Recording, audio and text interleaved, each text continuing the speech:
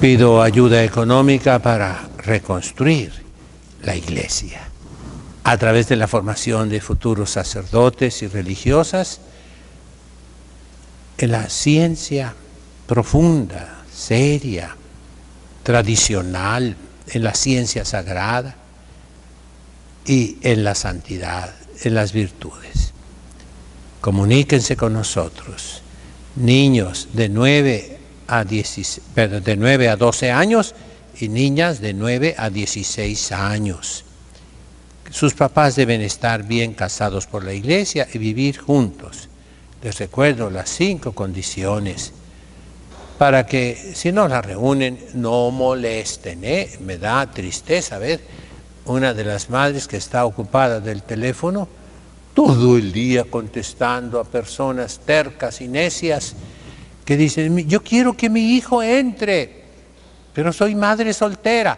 Pues mijita, ya escogiste tú al irte a la cama con un hombre. En ese momento tú decidiste por todos tus hijos. Los arruinaste. No pretendas, ¿verdad? Buena familia, buena salud, No me traigan criaturas que tienen un problemón psicológico espantoso, ¿verdad?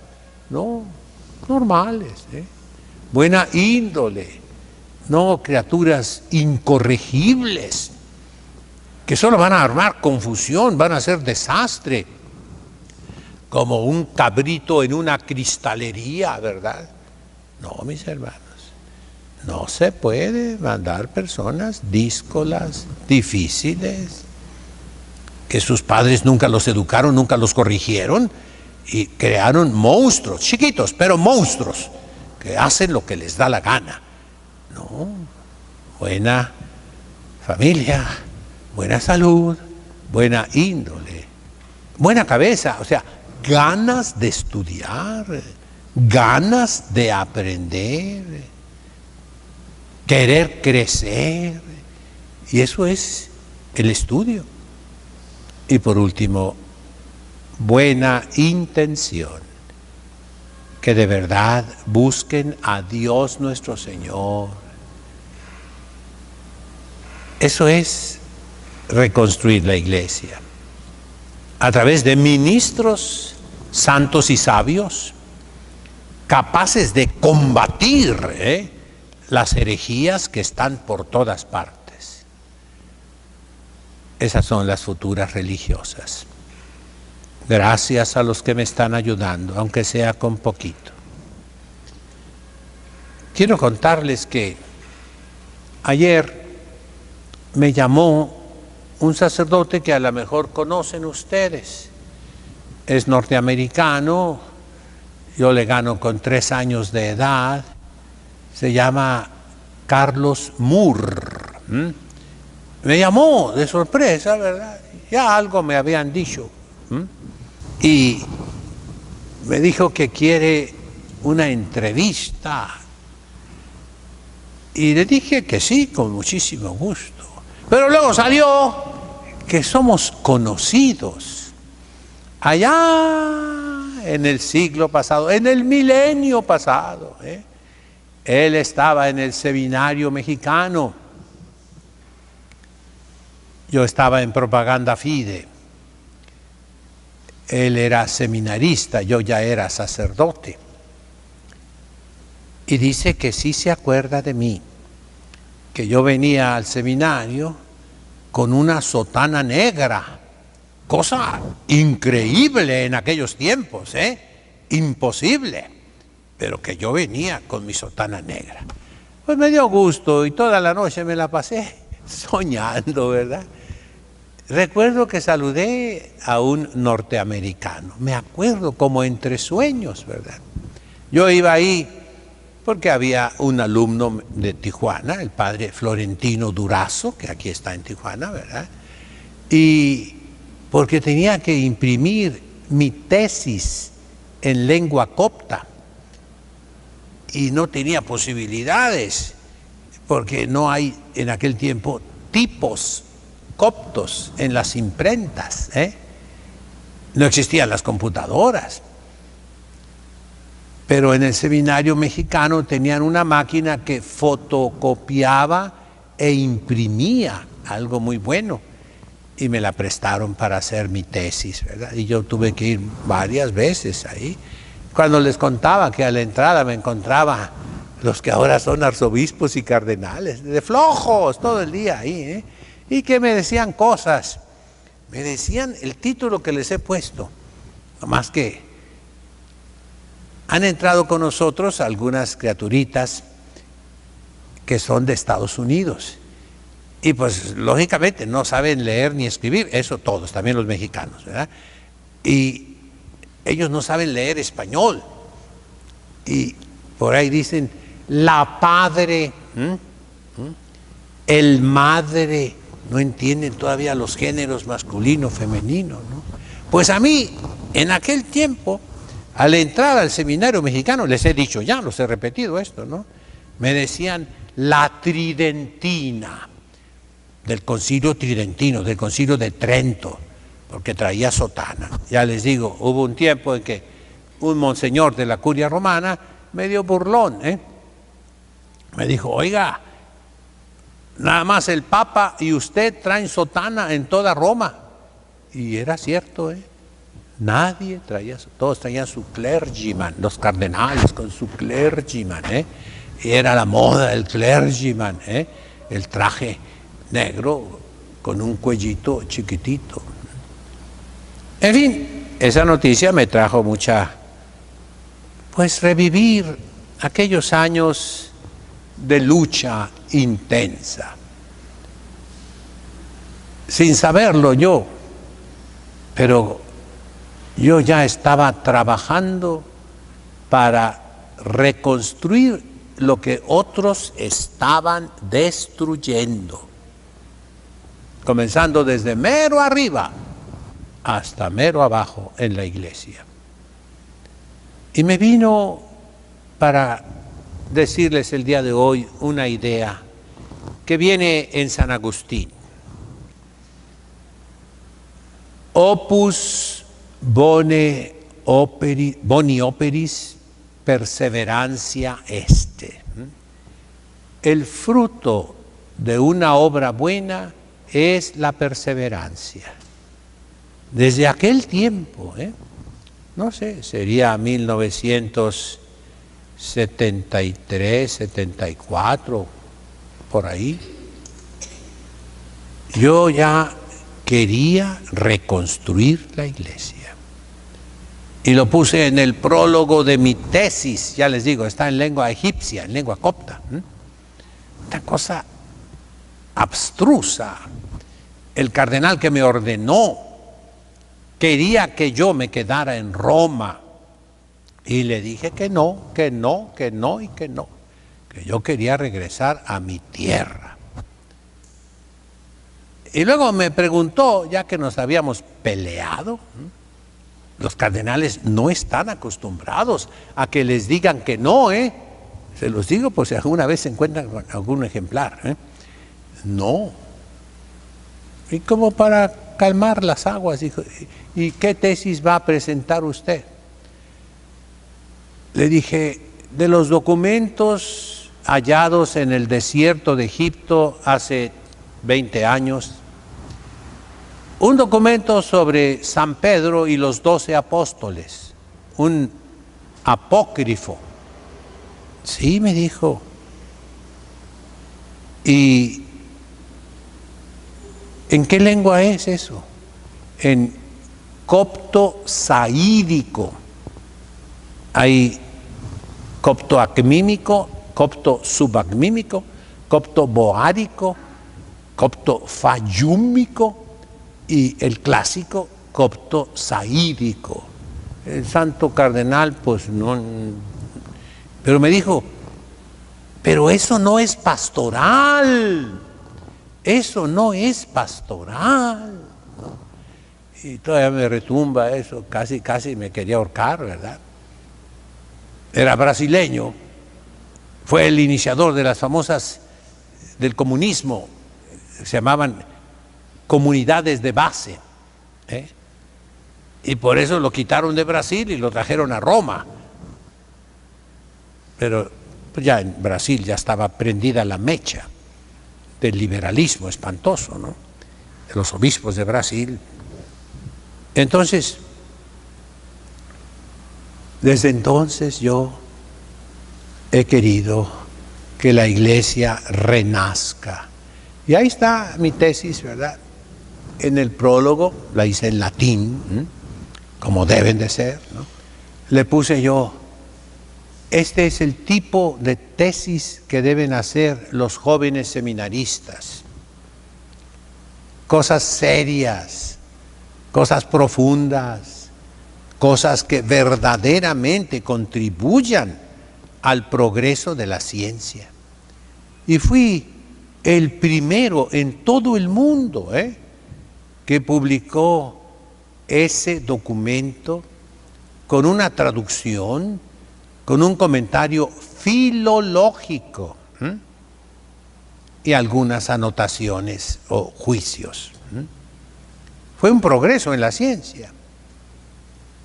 De los profesores de la universidad, solamente uno sabía la lengua copta. Me pusieron 3 examinadores para la defensa de la tesis. Los otros 2 no sabían, pero más o menos eran biblistas. Después se hicieron famosos, tienen libros, etcétera. Siguieron toda su vida profesores en las universidades, muy buenos. Pero uno de ellos dijo: en 25 años que llevo en la universidad, es la primera tesis que vale la pena. ¿Saben qué hacen? En todas las universidades del mundo, ¿qué hacen con las tesis de los alumnos? Las guardan 1 año y luego a la basura, porque no merecen otra cosa. Son investigacioncitas tontas, de fuentes terciarias, cuaternarias. Son muy antiguas. No, porque no son capaces de ir a los originales. En fin, en lo académico siempre he luchado para que haya profundidad, seriedad. Me impuse en aquellos tiempos una regla: si voy a ver un autor, lo tengo que ver en lengua original. Y ¿cómo me ha costado eso? Gracias a Dios no he tenido que consultar autores rusos, porque el ruso no lo pude aprender nunca. El polaco tampoco. Pero pues tristemente no hay obras en polaco que tengan una importancia capital en la ciencia sagrada. ¿Qué quiero decirles? Al ver al padre Carlos Moore, que más o menos pensamos igual, los que lo han visto en las redes se dan cuenta que más o menos estamos de acuerdo, él y yo, porque él se dio cuenta del desastre terrible de la Iglesia Católica. Él, porque anduvo de secretario de un gran hombre que después fue cardenal, Gañón, que descubrió la infiltración en la Iglesia, que quiso aplicar el remedio, pero Pablo VI no quiso.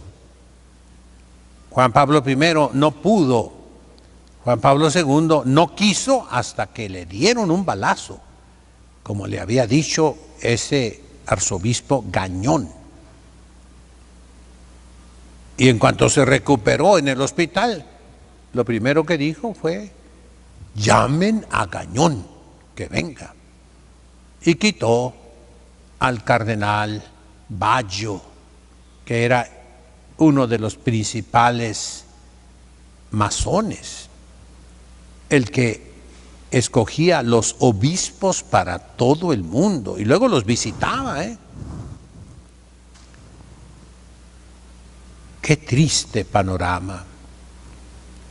Y en medio de todo eso, un torbellino de herejías por todas partes.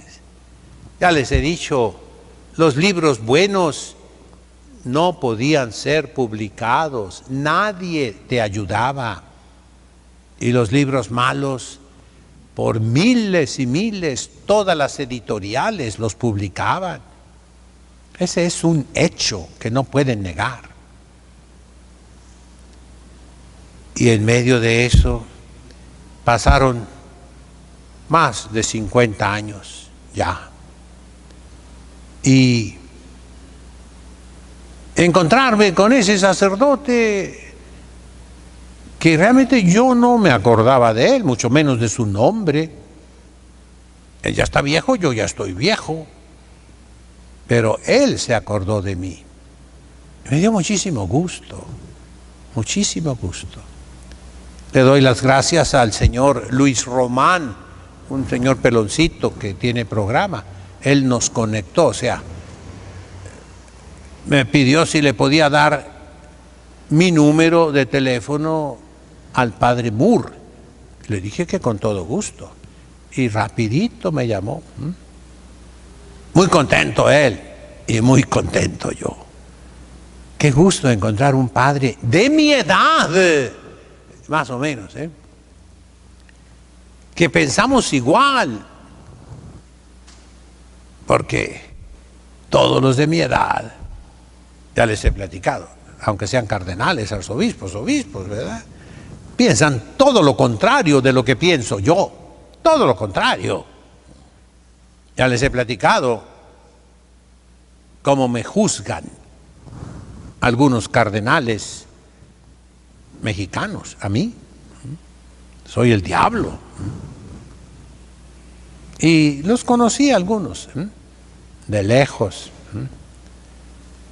Entonces, ¿qué les digo? Perseverar. Para mí, perseverar tantos años en la misma línea de querer reconstruir la iglesia, de no estar de acuerdo casi con nada y casi con nadie. Esa es la verdad, mis hermanos. Yo no estoy de acuerdo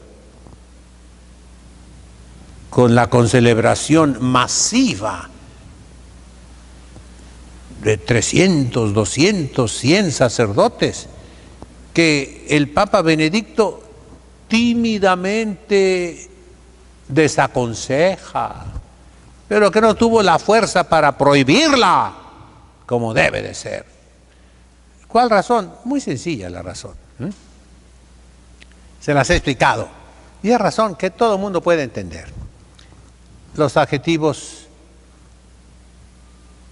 demostrativos van conectados con los adjetivos y pronombres personales. Esto, eso, aquello. Esto que está cerca de mí. Eso que está cerca de ti. Aquello que está cerca de él. En las palabras de la consagración dicen: esto es mi cuerpo. A distancia de 500 metros, de 200 metros, de 100 metros, de 50 metros, esa palabra no tiene sentido. Habría que decir: aquello es mi cuerpo, aquella es mi sangre. Ese es el argumento sencillo que les doy, de que esas misas son inválidas, o al menos irreverentes, o tal vez sacrílegas. Y nadie me puede contradecir. Lo reto a cualquier persona, sea quien sea, contradígame, refute mi argumento, demuéstreme usted lo contrario. Por eso, esa es una señal pequeñita de que yo por todos lados encuentro contradicciones. Veo a los sacerdotes sin sotana, sin hábito eclesiástico, y me duele el estómago. Veo las quejas, oigo las quejas de los fieles contra los sacerdotes, contra los obispos, contra los cardenales. Veo también, es imposible no ver en el internet, cuántas cosas, abusos, zafarranchos litúrgicos, persecuciones injustas. Y al último reflexiono con San Agustín. La perseverancia es el fruto de obras buenas. Yo he tratado de hacer obras buenas a lo largo de mi vida. Y Dios me ha concedido, por la llamada de teléfono de este padre Carlos Moore, a quien le mando saludos, dice que todos los días me escucha. Pues yo le agradezco, un honor muy grande, ¿verdad? Ojalá sí haya muchos cardenales, aunque yo me haya peleado con ustedes. Piensa en la iglesia, no pienses quién te dijo las cosas, no pienses, perdónenme, quién se peleó contigo, sino por qué me peleé yo contigo. Y reflexiona, es por la iglesia, para reconstruir la iglesia. En nombre del Padre, del Hijo, del Espíritu Santo. Amén.